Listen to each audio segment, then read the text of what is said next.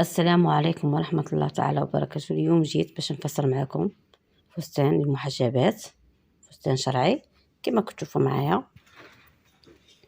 هنا عندي 3 متر و65 سنتيم، 3 متر ديتها باش نفصل بها الجزء السفلي. طريقة تفصيل الجزء السفلي عندي في فيديوهات سابقة كما كتشوف معايا. الجزء المتبقي اللي فصلته من الجزء السفلي هو اللي غادي نخدم به الصدر. هنا ديت قطعة قماش طويتها على 2. الحاجة الأولى ندو الكتف، ديت 18 سنتيم وهبط بنقطة تركيز 22 سنتيم. أما هنا عند الصدر عندي 25 سنتيم وزدت عليها 4 سنتيم باش يجي الحجاب يكون عريض كما راكم تشوفوا معايا. هنا عملت حزة الإبط، خرجتها للأخير على حسب القماش اللي عندي. وطول القماش راه عندي 39 سنتيم، غادي نحتفظ به كما راه كما كتشوفوا معايا. نعملو دوران تاع الصدر من هنا. اديت في الاعلى اديت 8 سنتيم، اما في الاسفل اديت 12 سنتيم فقط. والمقص بهذه الطريقه. شوفوا الزر اللي غادي نتحصلوا عليه. هذا غير من بقايا القماش ملي فصلنا النصف الدائري.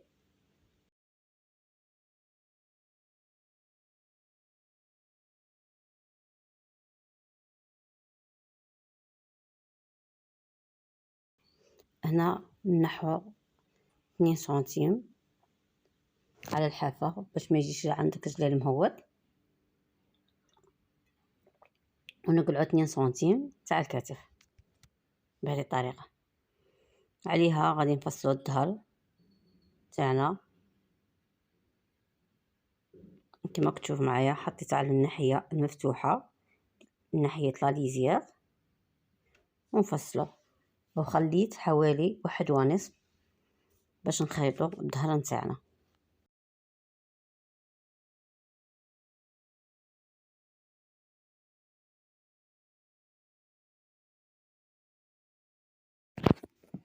نتمنى الصوره تكون واضحه قدامكم. بعد ما نكملو تفصيله الظهر تاعنا غادي نحاولوا نروحوا باش نفصلوا لي بياس اللي نحاولوا نبطنوا بهم الجزء الامامي والخلفي. واللي عندها قماش زائد كتر تغلف كاع الظهر وكاع الصدر باش يجيها الزر يجيها شباب. انا كما هكا فصلت، غير بطنت غير الجزء الامامي والجزء الخلفي. من المستحسن تغلف فيهم كاع يجوا خير. كما شفتوني فصلت على حسب الدائره تاع الرقبه وهبط حوالي 9 سنتيم، وعاود فصلت الدائره الثانيه باش نغلف بها الجزء الامامي. نتمنى غير الصوره تكون واضحه قدامكم. نفس الشيء عملناها في الجزء الخلفي كما كتشوفوا معايا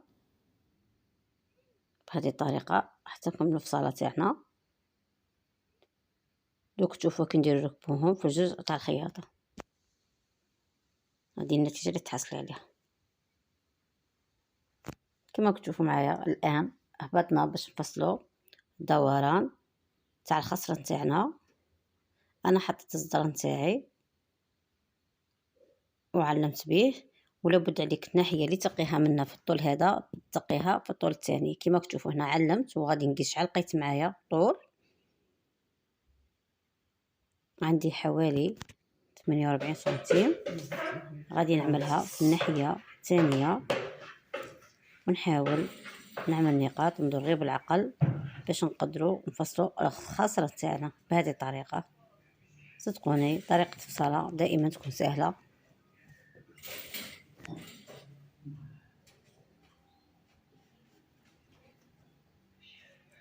حتى تحصلي على شكل دائري غير بالعقل بالعقل حتى تخرجيهم مليح مليح. والمقصود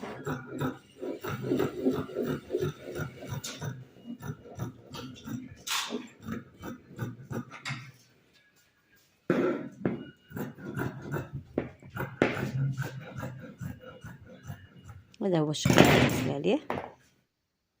انا هنا كبرت الخص باش نحاول نتحصل على البليات، واللي ما تحبش بليات ما تكبرش الدائرة تاع الخصر نتاعها. اما الان غادي نروحوا للاكمام. هنا الاكمام عندي طول 65 سنتيم، انا حبيت نطولهم باش يجوا هكا تستلبسيها وتكون لاستيك تجي لارج كما كتشوفوا معايا.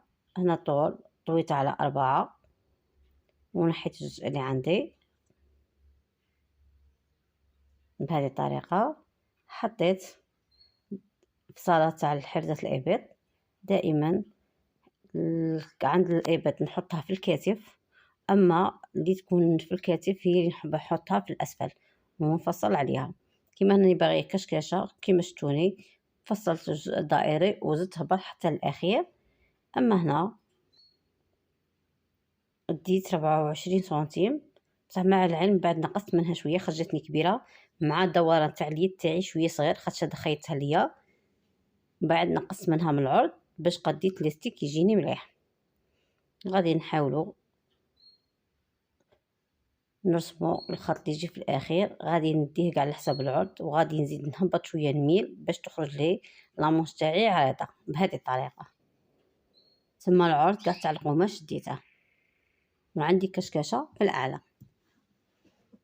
كما تكون في الصوره واضحه في بدايه الفيديو. وهذه هي النتيجه اللي تحصل عليها.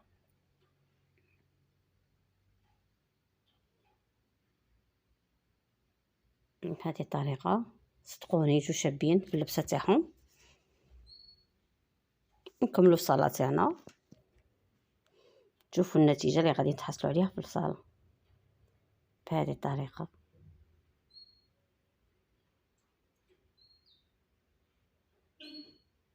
هاي النتيجه اللي تحصلنا عليها.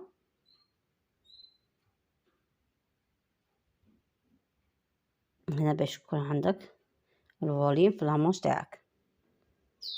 نتمنى غير الصوره تكون واضحه. استودعكم في رعايه الله وحفظه، الى الفيديو القادم، مع السلامه.